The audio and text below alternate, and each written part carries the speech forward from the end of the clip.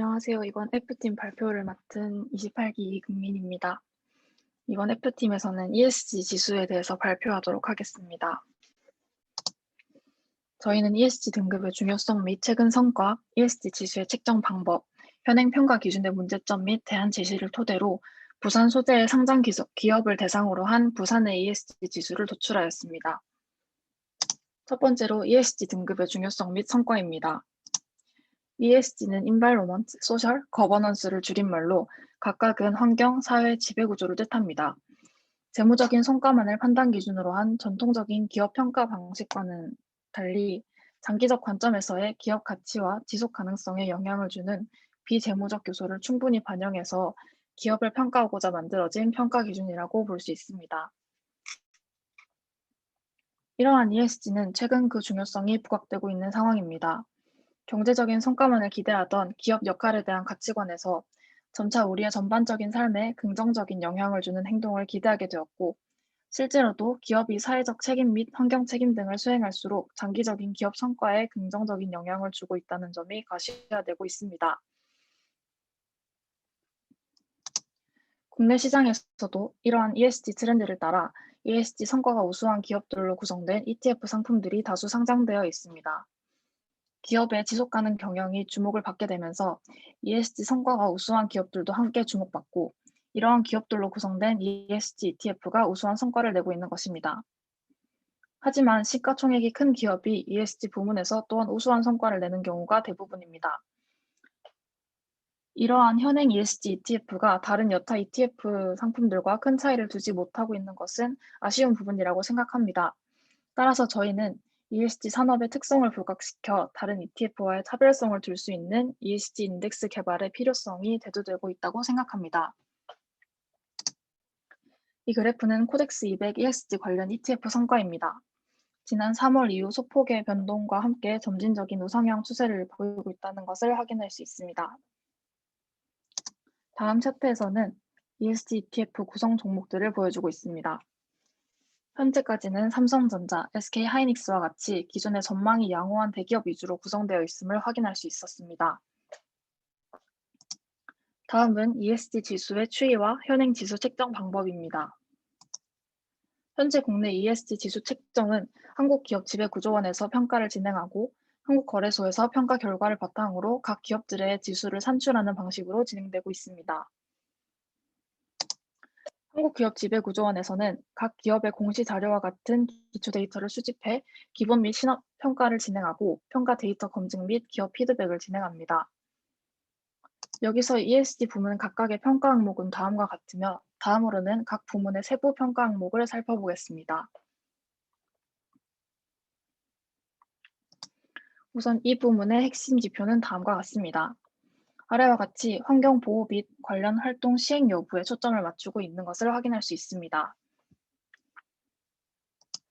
점수 구성은 다음과 같으며 환경 전략, 환경 조직, 환경 경영, 환경 성과, 이해관계자 대응의 5개 종목에서 총점 300점으로 점수가 산출됩니다.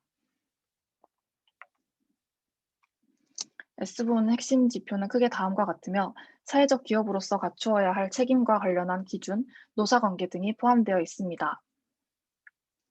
세부 점수 구성은 다음과 같으며 근로자, 협력사 및 경쟁사, 소비자, 지역사회의 4개 종목에서 점수가 산출됩니다. 이때 근로자 종목의 경우에는 절대적인 기준 지표를 따로 마련하지 않고 산업 평균에 대비한 상태 평가 방식으로 진행됩니다. 지부문 핵심 지표는 다음과 같습니다. 기업의 지배구조 및 감사, 공시와 관련된 항목이 포함되어 있습니다. 점수 구성은 다음과 같습니다. 주주 권리보호, 이사회, 감사기구, 공시의 4개 종목에서 점수를 산출하게 됩니다. 위의 평가 지표를 합산하여 한국기업지배구조원에서는 각 부문별 등급 및 ESG 통합 등급을 산출합니다. 등급은 그림과 같이 S등급부터 D등급까지 부여됩니다. 한편 ESG 관련 투자 추이는 다음과 같습니다. 2006년 UN PRI 주도로 책임 투자 원칙이 제정되면서 ESG에 관한 국제적인 공론화가 이루어지기 시작했으며 2015년 이후로는 관련 투자의 빠른 증가세가 보이고 있습니다. 최근 코로나19로 인한 폭락장에서도 ESG 펀드는 다른 일반 펀드와는 달리 수익을 유지하면서 세계 투자자들의 관심을 받고 있기도 합니다. 또한 전 세계 ESG 투자 규모는 2018년 약 31조 달러로 2012년도 대비 3배가량 증가하였으며 이후로도 지속적인 확대 추세를 보이고 있습니다. 글로벌 ESG 펀드는 향후 2028년까지 20조 달러 이상의 규모로 확대될 것으로 전망되며 글로벌 ESG ETF 상당수도 최근 4년간 급증하였습니다. 이에 발맞춰 국내 ESG 펀드 또한 2년간 크게 증가하였으나 아직 글로벌 펀드와는 격차가 큰 상황이며 그마저도 97% 이상 대부분이 연기금, 공제회를 통해 투자되고 있는 실정입니다.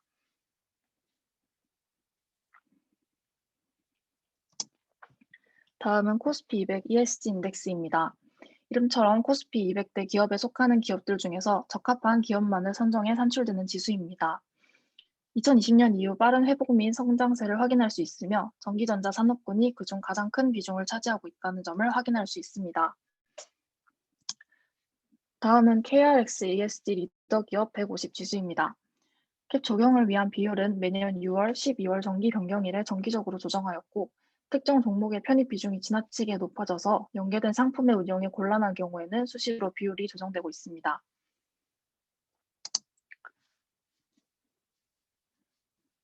다음은 KRX ESG 리더스 지수 산출 결과이며 한국 지배구조원의 ESG 평가 점수가 우수한 150개 종목을 선정하여 개별 구성 종목의 시가총액 비중이 ESG 통합 점수 비중과 동일하게 조정된 결과입니다. 위의 지수 산출 방식인데 ESG 통합 점수의 비중은 개별 구성 종목의 통합 점수를 전체 구성 종목의 점수 합계로 나눈 값을 사용하였습니다. 이때 시가총액 비중 상한 제한이 적용되었습니다. 특정 구성 종목의 비중이 값을 초과하지 않도록 비중을 조절하고 초과되는 비중은 다른 구성 종목의 ESG 통합 점수 비중에 비례하여 배분된 것입니다. 코스피 200 ESG 인덱스와 KRX ESG 리더 기업 150 지수 둘 모두 한국 지배구조원의 ESG 평가를 활용한 것이며 한국거래소에서 발표되는 지수입니다. 하지만 앞선 코스피 200 ESG 인덱스는 전통적인 시가총액 가중 방식을 통해 산출된 값이며 KRX ESG 리더스 150은 기업의 시가총액 비중을 동일한 수준으로 유지하고 ESG 점수를 산출에 방영한 값이라는 점에서 차이가 있습니다. 다음은 현행 ESG 평가 기준의 문제점 및 대안 제시입니다. 현행 ESG 평가 기준에서 대기업이 비교적 유리한 지배구조 부문에서는 대기업과 중소기업이 별개의 기준으로 평가가 진행되고 있습니다.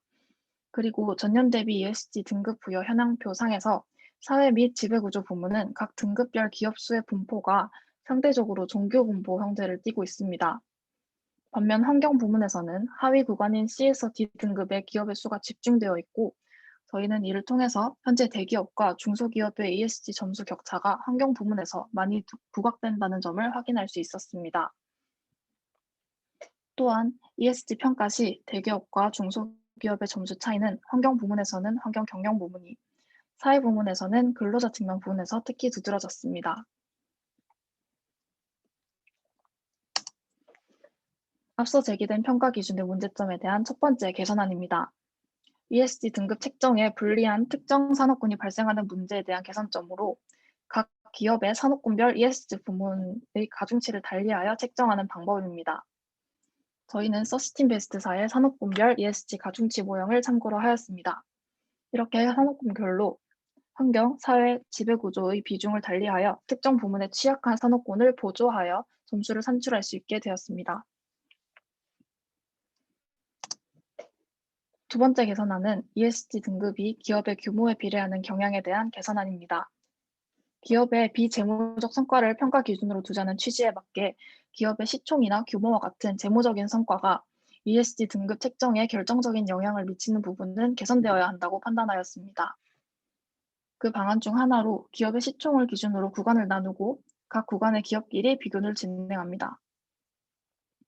또한 각 구간에 곱해지는 가중치는 전체 평균을 해당 구간의 평균으로 나눈 값으로 두어 어느 정도 기업 규모에서 독립적인 평가 결과를 산출할 수 있게 되었습니다.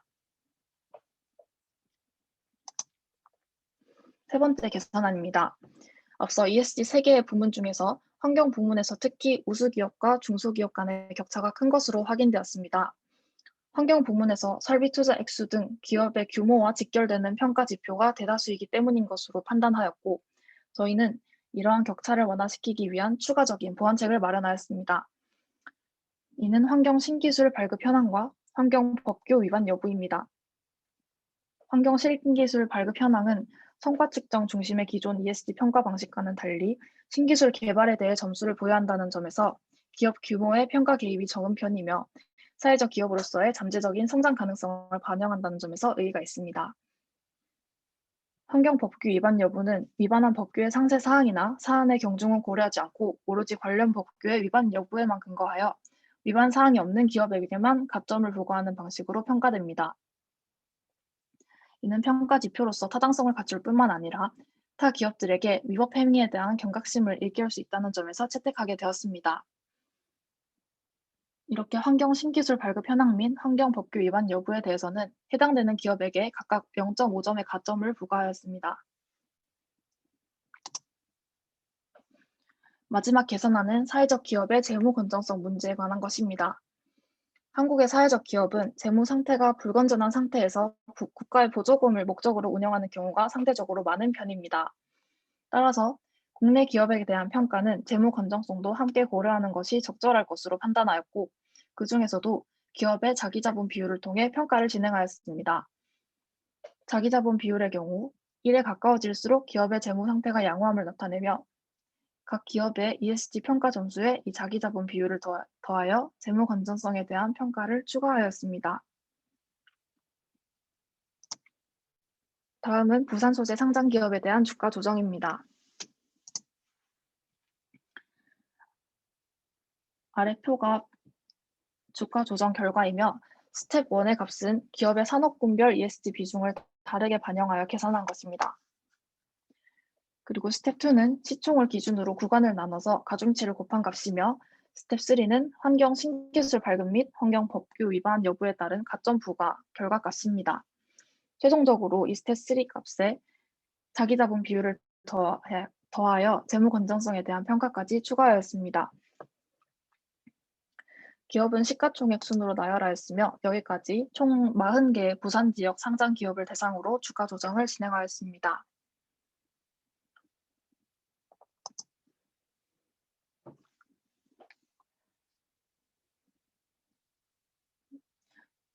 저희는 위와 같이 자체적으로 보완한 기준을 통해서 부산 기업의 ESG 지수를 산출하였습니다.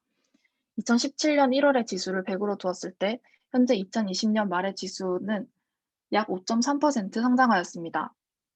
이 5%는 동기간의 코스피가 38% 상승한 것과 비교하였을 때 매우 적은 것처럼 보이지만, 동기간 부산 내 상장 기업의 시가총액 성장률과 비교한다면 5배 이상의 성장을 보여줍니다. 특히나 부산 내 시가총액 상위에 속하는 에어부산이 해당 기간 중에 신규 상장되었다는 점을 생각한다면 성장 정도는 더 큰 것으로 예상됩니다. 따라서 저희는 이번 발표를 통해서 현행 ESG 평가 기준에 대한 분석 및 관련 종목들의 잠재적인 성장 가능성을 찾을 수 있었습니다. 현재 저성장 국면에서 이러한 ESG 지수를 또 다른 하나의 평가 기준으로 하여 투자 결정을 내리는 것도 새로운 투자 기회를 만들 수 있는 하나의 방법이 될 수 있을 것이라고 생각합니다. 발표는 이만 마치겠습니다.